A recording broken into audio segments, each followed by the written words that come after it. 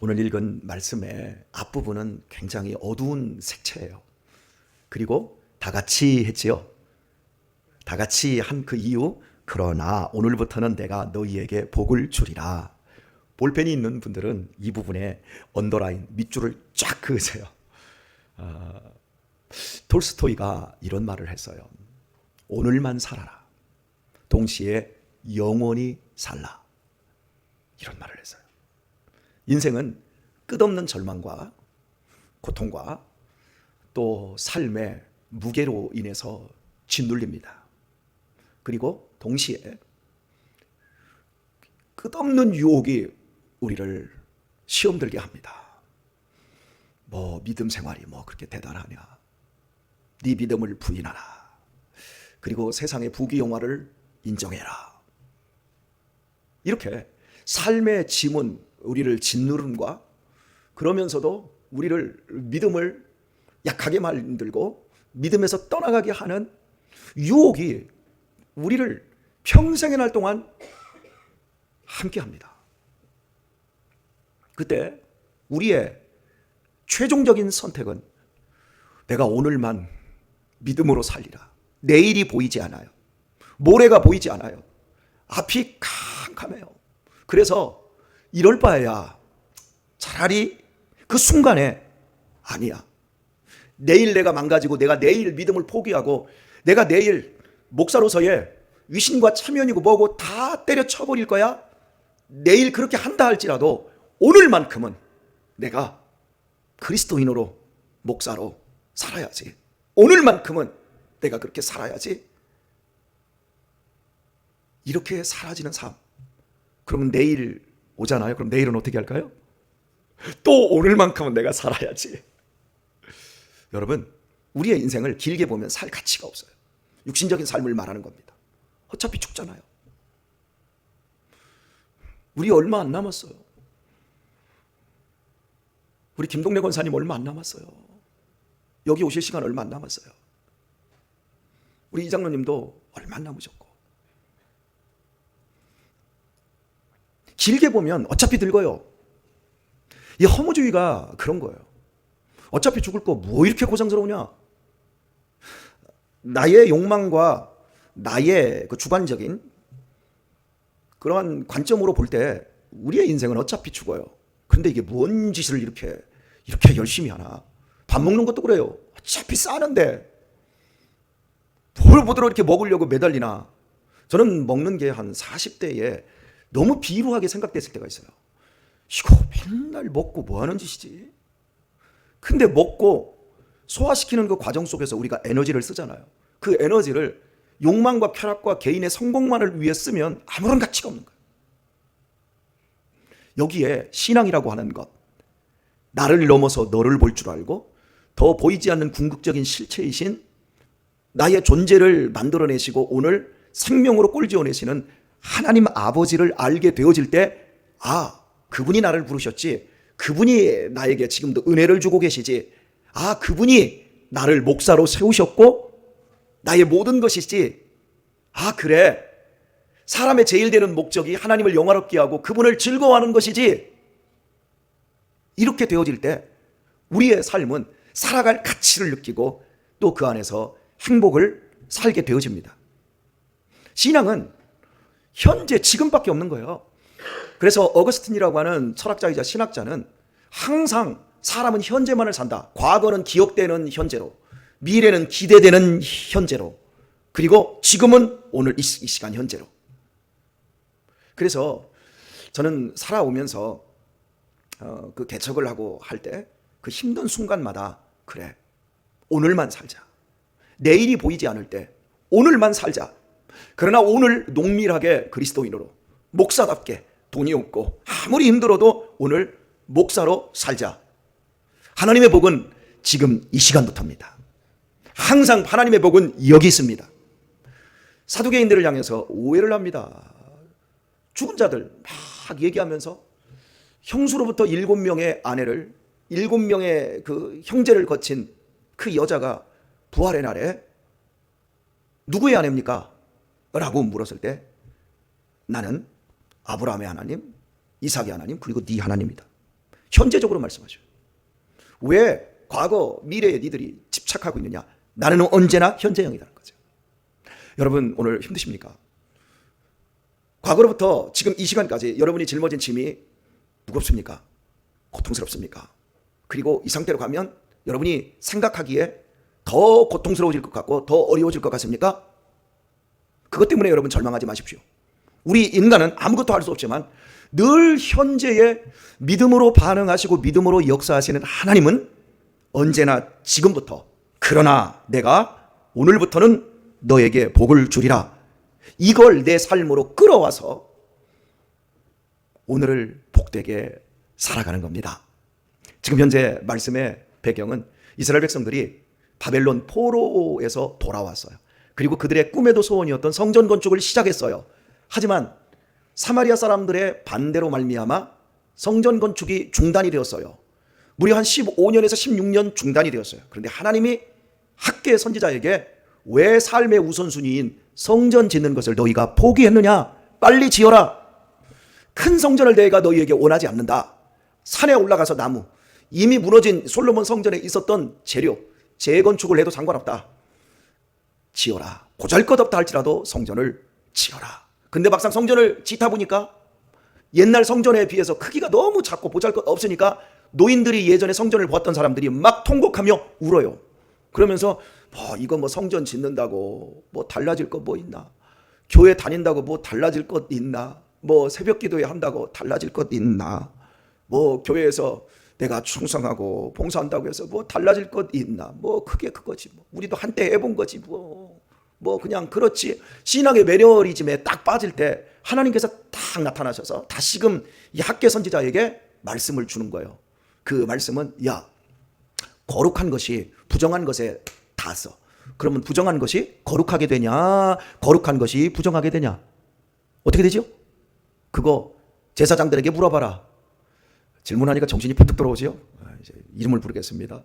거룩한 것을 부정한 것에 닿게 했어. 그러면 거룩한 것과 부정한 것이 만났어. 그러면 결과는 거룩하게 되냐? 부정하게 되냐? 네, 부정하게 됩니다. 그러면 부정한 것을 거룩한 것에 갖다 댔어. 그러면 어떻게 되냐? 네, 부정한 것으로 인해 거룩한 것이 더럽게 되어집니다. 그 얘기를 하나님이 하신 후에 오늘 말씀에 너희가 이전에 도리의 첩을 놓을 때를 너희들이 기억하라. 그때는, 그러니까 그 전까지입니다. 너희들이 곡식을 거두려고 하는데 기대했던 것보다 다 적게 거둬지지 않았더냐. 너희가 하는 그 모든 일에 내가 내 손으로 폭풍과 곰팡과 우박으로 너희들을 항상 치지 않았느냐. 그런데도 너희들이 내게로 돌이키지 않았다고 말을 해요. 여러분, 우리가 드려지는 이 예배는 거룩한 겁니까? 부정한 겁니까? 성경을 읽는 것은 거룩한 겁니까? 부정한 겁니까? 거룩한 거죠. 기도하는 건 거룩한 겁니까? 부정한 겁니까? 모양은 거룩한 겁니다. 그러나 본질로 들어갔을 때 거룩하지 않을 수 있어요. 우리의 예배가 우리 자신의 소원과 우리 자신의 욕망을 점철시키기 위한 방법이라고 한다면 부정한 것입니다. 성경을 읽는데 성경을 먹기 위해서, 생명의 양식으로 먹기 위해서 성경을 읽지 않고 서사학적으로, 기호학적으로, 사회학적으로 성경을 읽어서 그걸 어디다가 뭔가로 나 잘났다고 사용하려고 한다 그러면 성경을 읽는 행위는 부정한 것입니다.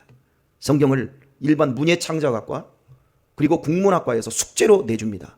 성경 읽고 요약을 해와라. 아브라함이라고 하는 사람에 대해서 너희들이 그 사람이 어떤 사람인가 한번 그 사람의 인물을 한번 연구 한번 해봐라. 성경을 하나님의 말씀으로 먹기 위해서가 아니라 자기의 지식을 증폭시키고 그리고 까고 부수기 위해서 성경을 읽는다? 충분히 그럴 수 있어요.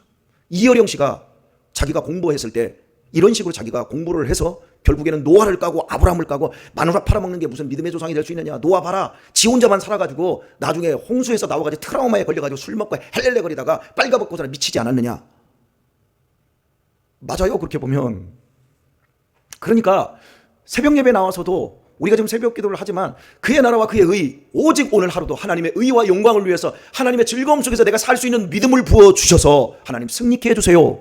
나로 하여금 내가 복의 근원이 되게 하시고 복덩이가 되게 하셔서 나로 만나는 사람, 나를 관통해가는 사람들에게 예수의 향기, 복음을 줄 수 있게 해주세요. 이런 모든 기도의 제목이 아니라 하나님 이것도 잘 되게 해주시고 저것도 잘 되게 해주시고 비나이다 이렇게 비나이다 저렇게 비나이다 대상만 바꿨지 그걸 내 것으로 만들어버렸다. 그럼 이 행위가 거룩하지만 사실은 부정한 거야.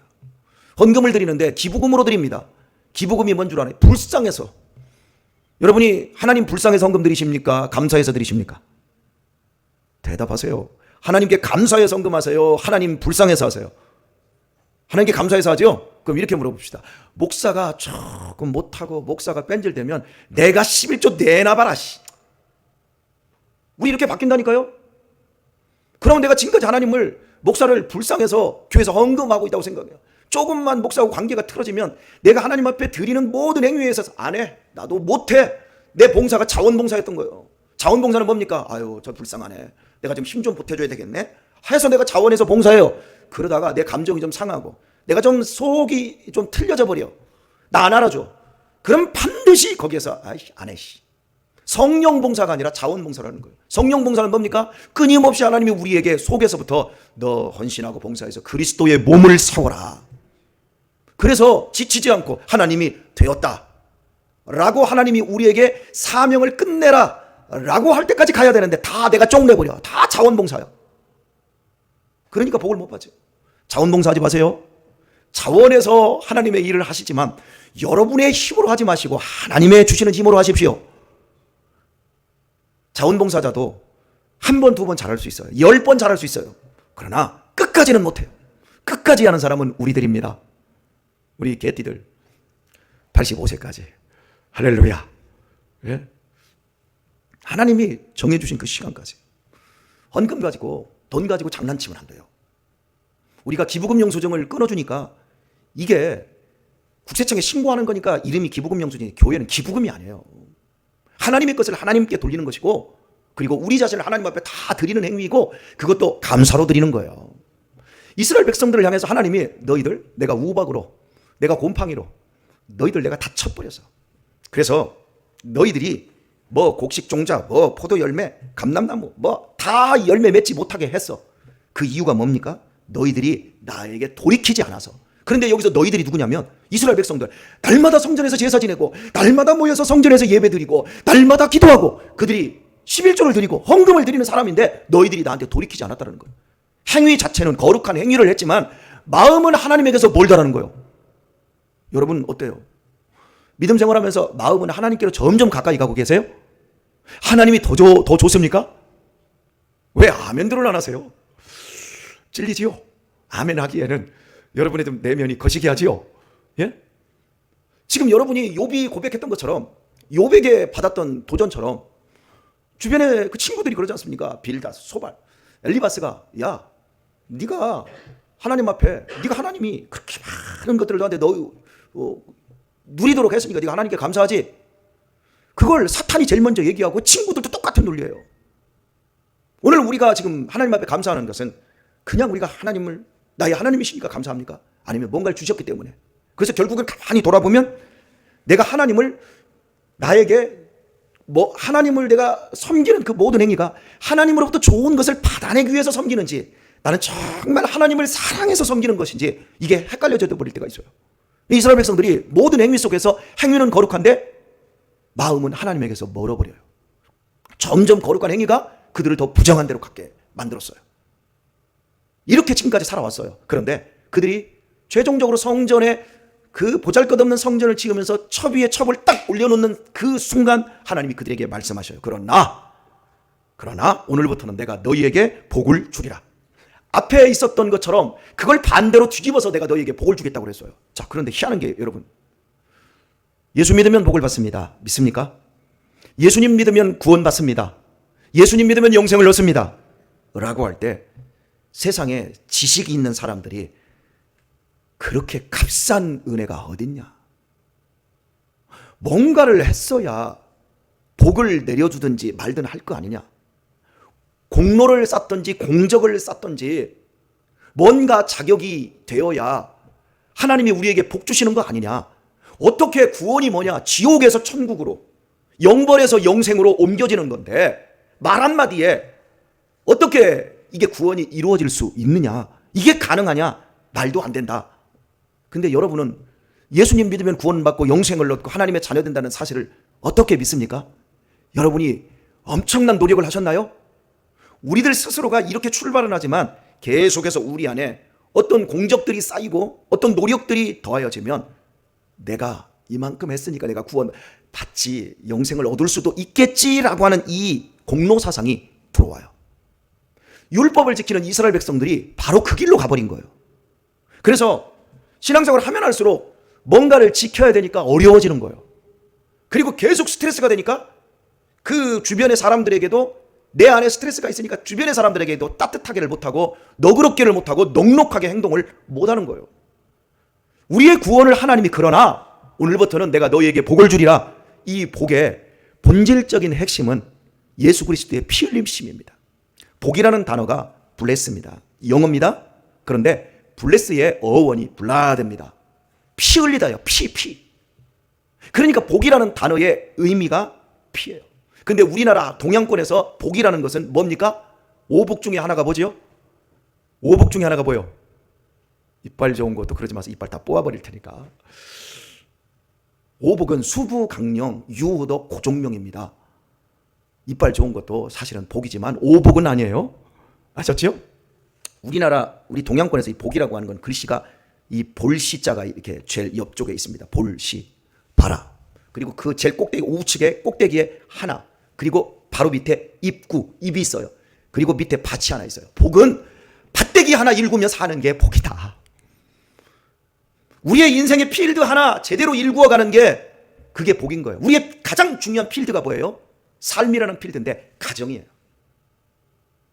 세상에 나가서 시국평천화하겠다라고 하는 정치인들, 대단한 사람들 다 보면 가정이 다 무너져요. 우리의 인생에서 복은 그냥 내 입 하나 채우고 밭대기 하나 있으면 그거 지금 보고 살면 그게 복이라는 거예요.